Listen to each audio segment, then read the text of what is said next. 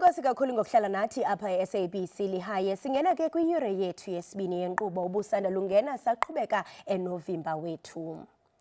Isebe lemfundo siseko lazisa utshintsho lungundoqo malunga nendlela izikolo ezijongana ngayo nabafundi abakhulelweyo kulandela imigaqo emitsha eyoyilo yebhela ku-2026 ephantsi koluhlu okanye kohlolo loluntu ngoku. Le migaqo ithembisa ukhusela ilungelo lemfundo ngelixa inyanzelisa ingxelo esisinyanzelo kubafundi abaselula. Kodwa kusekho imibuzo malunga nendlela eza kusebenza ngayo le migaqo. Oza kusicacisela banzi ngelinyathelo ligosa lezonxibelelwano nolibambela mlawuli kwezonxibelelwano nophando kwisebe lemfundo siseko uTerence Khala. Mhlekazi uKhala masikubulise sikwamkele apha e-SABC Lihaye. Sibambe ngazibini ngexesha lakho. Ndibulele ithuba lokuba ndithethe nani namhlanje ngalento ebaluleke kakhulu apha esebeni lezemfundo. Sibambe ngazibini. Le migaqo-nkqubo esacetyayo iqinisekisa ilungelo lemfundo. Kodwa ke isebe lemfundo esiseko liqinisekisa njani ukuba izikolo azinyanzela abafundi abakhulileyo ukuba bashiye isikolo ngokufihlakaleyo? Ewe, yiyo into ebaluleke kakhulu ukuba si-introduce lena pregnancy policy. Into ebalulekile kakhulu ukuba kufuneka ukuba si-create i-framework ukuthi izawusebenziswa iy'kolo ukuba zi-make sure ukuba zi-protecta i-industry yey'ngane zethu. Into ebalulekile ukuba iy'ngane ezikhulelwe akufuneka ukuba bathole lento le kuthiwa i-double jeopardy, la kutholwa khona ukuthi ingane i-pregnant nakhona ilahlekelwa ile thuba yokuthi ifunde. Into ebalulekile kakhulu ukuthi si-create i-framework la iy'kolo zokwazi ukuthi zisebenze ngakhona within a regulated framework, la bazokwazi kahle ukuba bapackage i-support for ingane zethu. Ingane zethu si-make sure ukuba siyabasupporta not only esikolweni kodwa uma sebahamba nasesikolweni baya ey'bhedlela, sebenze nawo ama-sister department wethu, sebenzisane nawo abazali bethu ukuba si-make sure ukuthi siyayi-protecta i-industry ne-learning, teaching and contact time yey'ngane zethu. Njengokuba ukubika kwinkonzo yamapolisa oMzantsi Afrika ngoku kuyimfuneko kubafundi abangaphansi kweminyaka eyi-16, zeziphi mhlambe iinkqubo zokhuseleko ezikhoyo uqinisekisa ukuba la mantombazana akhuselekile? Ikhona into esithetha ngayo ey'koleni, esithetha ngayo ukuthi ama-school based support teams. Lawo ma-support teams lawa asebenzisana nawo ama-SGBs wethu, asebenzisane nawo ama-learner component wethu ukumeka sure ukuba ba-create ama-frameworks nama-safety frameworks la khona ingane zikwazi ukuthi zikhulume ngama-challenge lawo abanawo. The main thing esithethayo ngayo nale policy ukuba sifuna ukuyi-regulator lento leyo, si-make sure ukuba lento le iba system wide, iba khona ey'koleni zonke, si-make sure ukuthi zonke iy'ngane zethu they can benefit from the same framework la kuba regulated khona, la sikwazi ukuthi wonke ama-parents zonke iy'ngane they know ukuba what is the policy, nakhona ukuthi bakwazi ukuthi if banama-challenge bawareza kanjani, but equally nakhona sikwazi ukuthi sisebenze within ipool yethu ye-cluster la sebenzisana khona ne-social development nayo i-South African Police Services, lapho sikwazi ukuthi si-create nama-reporting frameworks la ukuthi within the school network into engareportwa i-cascade ku-SAPS, i-support i-provide nakhona naku-element ye-social development, so that ibe holistic le ndaba le masikhuluma ngayo lento le ukuthi i-government iyasebenzisana nathi si-make sure ukuthi si-provide a holistic pool of services la ukuthi si-make sure ukuthi at the end of the day siyayisupport ingane zethu ukuthi sikwazi ukuthi sichubeke ngesikolo, but nakhona noma asekhaya sikwazi ukuthi sisebenzisane nomndeni ukuthi umndeni nawo u-understand ukuthi bayisupporta kanjani ingane, indaba ukuthi create ama-timetable, indaba ukuthi kusupportwe ngokuthi ingane inakekelwe. Yizo izinto ezibalulekile ngoba into ebalulekile at the end of the day ukumeka sure ukuthi ingane zethu they do not lose out on important and valuable i-contact and teaching time le sifuna ukumeka sure ukuthi bayakwazi ukuthi baphumelele ngayo le mfundo zabo. Ndiyayithanda Mhlekazi uKhala into yokubana ubalula imvume yabazali. Siyafuna ukuqonda into yokubana ingaba le policy iyadlula kumda ngokuthumela abafundi kwiinkonzo zokuthintela i-contraceptives ukukhulelwa ngaphandle kwemvume yabazali?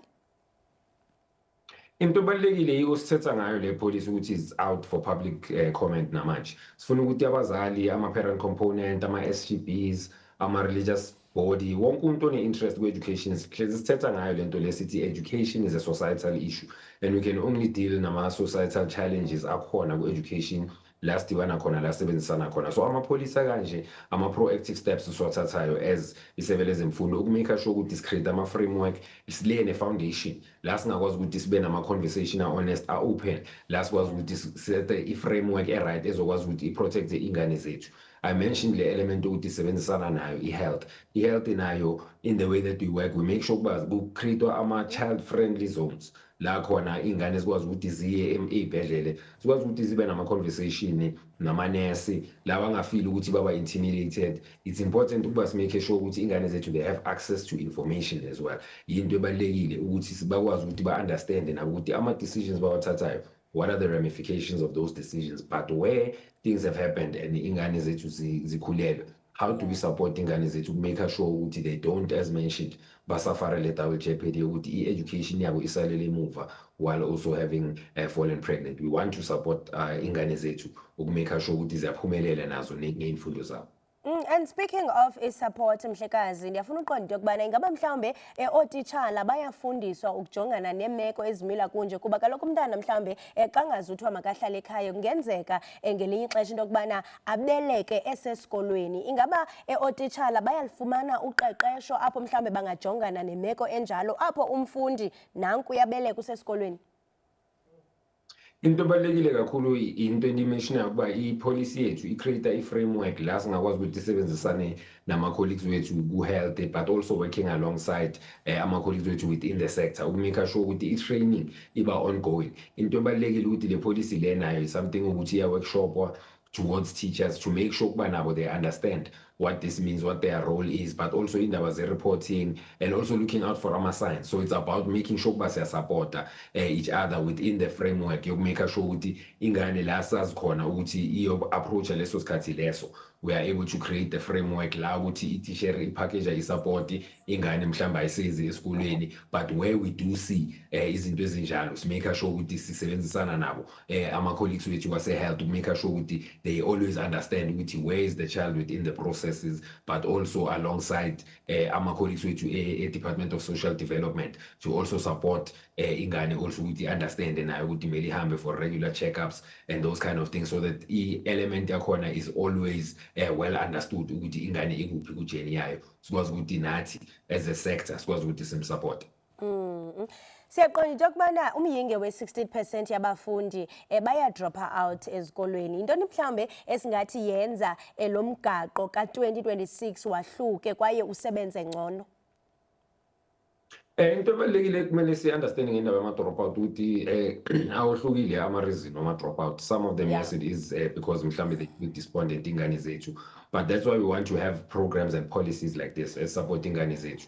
Another thing esingayimenshina yile ndaba le yethu ye-3-stream model yokudiversify ama-curriculum pathways ukumake sure ukuthi ingane zethu they don't become despondent along the way. Not every child is academically inclined, and these are some of the other things where kids become disenfranchised. Abanye bathende ukuthi ba-drope out, or abanye they just decide to leave before the FET phase. Mabafika ku grade 9 they have their exit certificate and they can leave. But into ebalulekile kakhulu ukumake sure ukuthi support ingane zethu ukuthi zi-continue ngejeni, simake sure ukuthi like I said diversify ama-pathway, but also through ama-policy kanje progressive, simake sure ukuthi we create ama-frameworks la singasebenzisana khona ukuthi si-support ingane zethu ukuthi at the end of the day bakwazi ukuthi ba-achieve, and the school environment becomes a supportive environment, the home environment ibe supportive. Sebenzisane nawo ama-SGBs wethu, sebenzisane nawo ama-teacher union wethu, sebenzisane nawo ama-communities wethu kumake sure ukuthi siyasupport ingane zethu in a myriad of ways. Bakubambi bayacebisa into yobana mhlawumbe kube khona ne-social services from i-psychologist ezingabe mhlawumbe zibe khona esikolweni. Ngaba nayo yinto eniceba into yokubana niyenze leyo? Into ebalulekile kakhulu kodwa into esingayithetha inyani yokuba ama-resource awekho ukuba kube ne-psychologist kuzo zonke iy'kolo zethu beyond the 27,000 schools esinazo. Into ebalulekile ukuthi simake sure ukuthi sinawo ama-school based support teams that are made up of ama-senior personnel wasesikolweni, but also have district based support teams and provincial based support teams. Ngithethe ngayo lento leyo ukuthi sebenzisana nayo i-Department of Social Development, and iyo esincedayo ngawo ama-social worker akwazi ukuthi ayeza ey'koleni zethu basebenzisane nazo ingane zethu. But also some of the programs that we have within the curriculum itself, last setting ngayo into ye-care and support for teaching and learning, where we make sure through izinto ezifana nabo life orientation, we try and support our learners as well. So the approach from a myriad of ways leto lena, you make sure we provide support mechanisms kwingane zethu. And then kotitshala kuba niqinisekile nabo konke oku kuzawuza noxinzelelo lwengqondo. Already we know into yokubana khona ingxaki of classrooms ezi-overcrowded. Ootitshala funeke benze imisebenzi eniqinisekile into yokubana baqashelwe yona. Ingaba bona mhlawumbe ikhona inkxaso ootitshala abazawuthi bayifumane?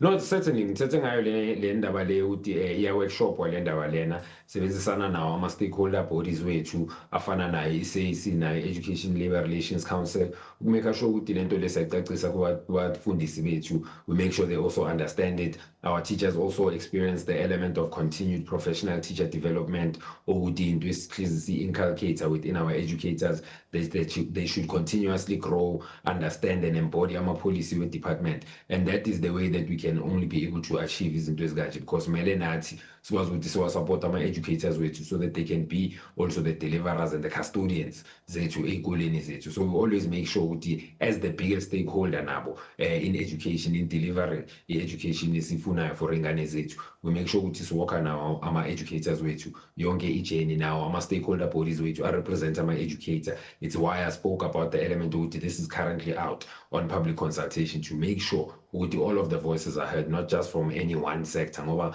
ngithethe ngayo le ndaba le ukuthi education is a societal issue. We need the views of society, we need the inputs of society and all of the stakeholders abadlala i-role available, including those of ama-educators wethu.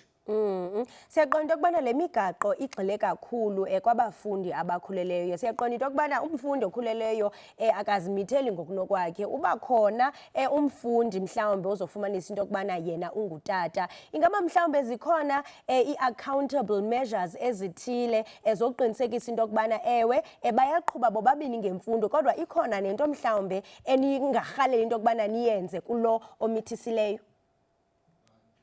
No, into ebalulekile kakhulu ngoba lana xa sithetha ngayo lento leyo, it's about the dual accountability from both sides, and it's understand ukuthi mhlambe both of them are still minors. So that's why ama-partnerships wethu nama-stakeholders wethu become so important. Sisebenzisane nayo i-social development ukumake sure ukuthi even on the side of the boy child siyasupporta, but nathi siyisebele zemfundo. Just last year we launched the international celebration, or we commemorated for the first time rather, the international celebration of the Day of the Boy Child.